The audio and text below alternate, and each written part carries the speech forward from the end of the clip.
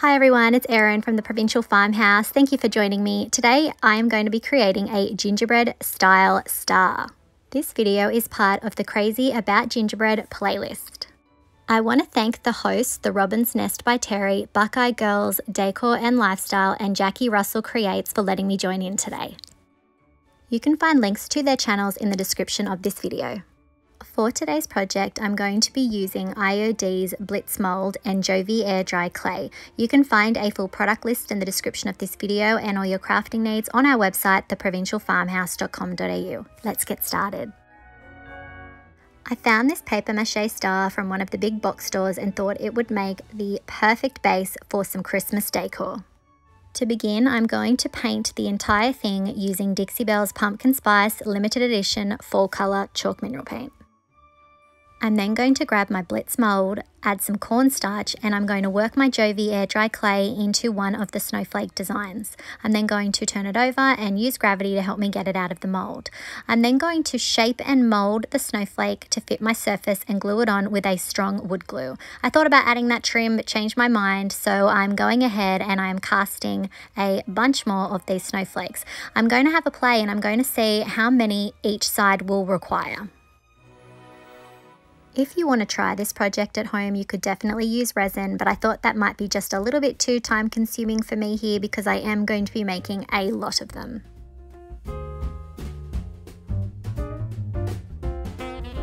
Once I've got a few cast, I'm going to start gluing them down and arranging them how I want them.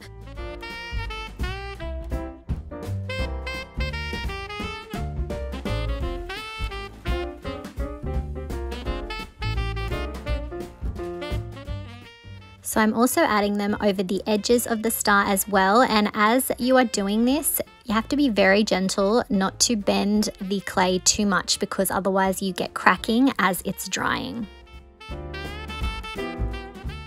I thought about adding some of the smaller snowflakes from the mold, but thought that it just would start to look a bit too busy. Once I have all of my castings down, I am very gently coming in with the same Dixie Belle Pumpkin Spice Chalk Mineral Paint over the snowflakes. Now, these have not been sitting for too long, so I'm being very gentle as I'm applying my paint because I don't want to ruin any of those details. If you're a gingerbread fan, make sure you check out my IOD Christmas playlist where I have made quite a few gingerbread themed decor items for Christmas.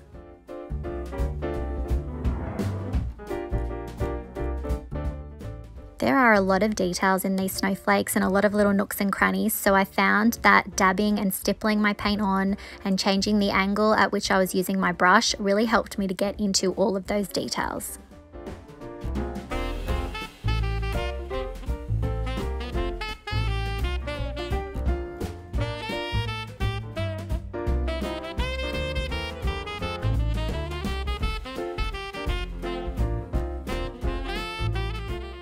Once my paint had dried completely, I'm going to come in now with Dixie Belle's Fluff Chalk Mineral Paint on a small little artist brush. Now I am adding my details very, very slowly. I'm trying to catch the higher points of the snowflakes and I'm sort of holding my brush at a bit more of a flat angle and I'm pulling the paint away. So again, it just depends on what look you're going for here. This isn't really dry brushing because we are having quite a bit of paint on our brush. I just found that I was able to just hit the high points having that brush on that angle.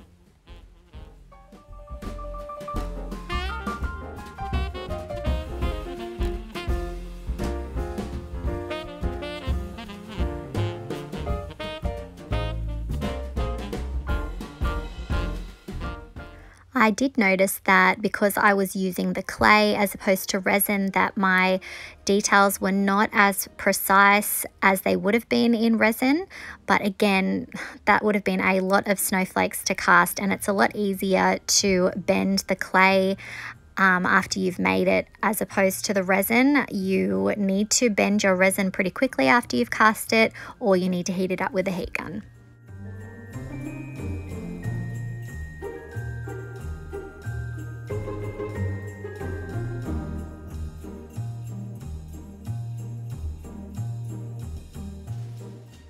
Let me know in the comments if you have used IOD's Blitz Mould or even their snowflake mould from years previous, and let me know what projects that you use them on.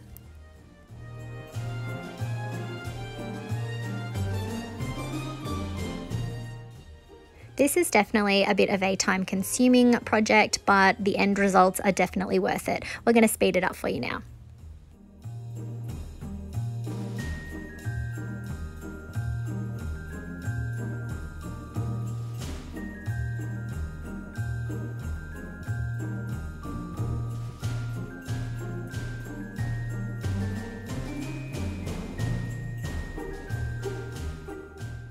Once my paint was dry, I came in with Boyle adhesive spray. I'm going to spray this over the entire piece. This is going to help with our next step when I break out the glitter.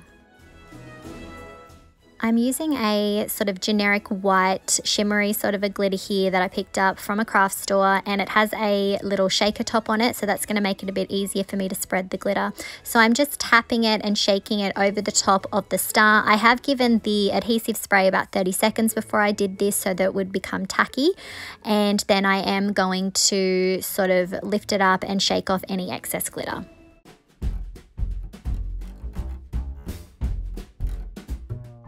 So I'm using more of a white sort of a glitter here, but you could definitely come in with something more like gold if that's to your liking. I just wanted something a little bit more subtle here.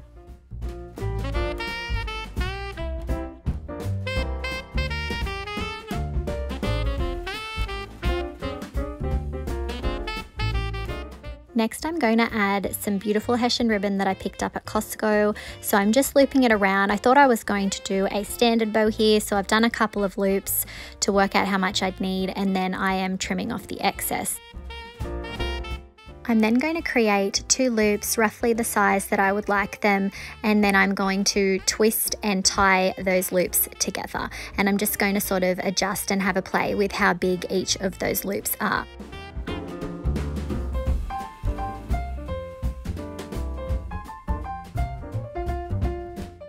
After I held it in position, I decided I wanted a double loop on each side, so I've made another loop and I'm putting the little tail end there through the middle knot and just pulling it to the length that I want, and I'm then repeating it on the other side. It's definitely a good idea to use ribbon that has wire. It definitely makes sort of fluffing and getting those loops to the size that you want a lot easier.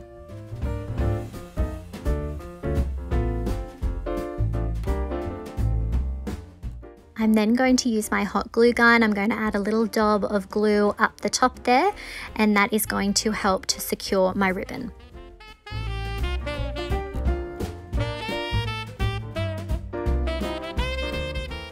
I'm then going to cut each of the ends of the ribbon on an angle to tidy them up.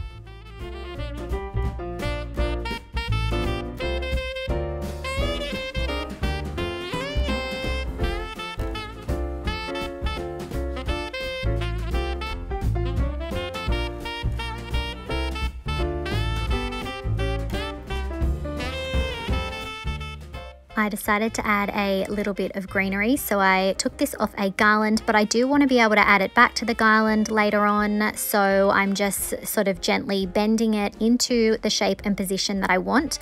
And there is a little looped hanger on the back of the star, so I'm just going to thread the greenery stem through that, and it's just going to sit there. It's not very heavy, so I'm not going to have any issues. So I'm just playing around with the position of the greenery behind the bow.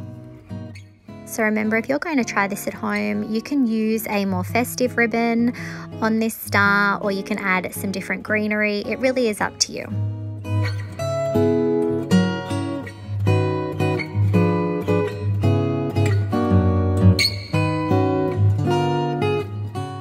And here's our finished gingerbread style star.